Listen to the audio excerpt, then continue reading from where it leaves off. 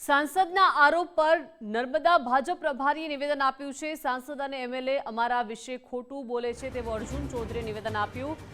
સાંસદ મનસુખ વસાવા અમારા વડીલ સમાન છે। મનોમંથન બેઠકમાં મને ન બોલાવાયો। ચૂંટણીના 5 દિવસ પહેલા મને પ્રભારી બનાવાયો। તમામ આંતરિક મતભેદો ટૂંક સમયમાં ઉકેલીશું તેવું નિવેદન અર્જુન ચૌધરીએ આપ્યું।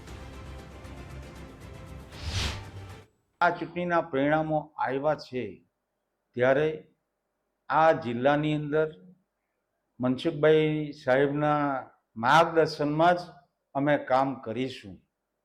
પણ આ જિલ્લાને કેવી રીતના બેઠો કરવો છે ભારતીય જનતા પાર્ટી માટે એનું ચિંતન મનન આ સંગઠનને સાથે રાખીને અને એક પ્રભારી તરીકે મને બેઠકમાં બોલાવ્યો હોત સાહેબે અને ધારાસભ્યશ્રીએ તો મને ખૂબ આનંદ સાથે અને એનું એક સમીક્ષા બેઠક તરીકે એક આ સંગઠન પણ રાખવા માંગે છે। જિલ્લાના એક પ્રભારી તરીકે હું પણ રાખું છું અને સંપૂર્ણ મંડળની અંદર પ્રવાસ કરીને જે અમારો પરિણામ આવ્યું છે અને સમીક્ષા બેઠક ની અમે કરવાના પણ છીએ નીલભાઈ સાથે।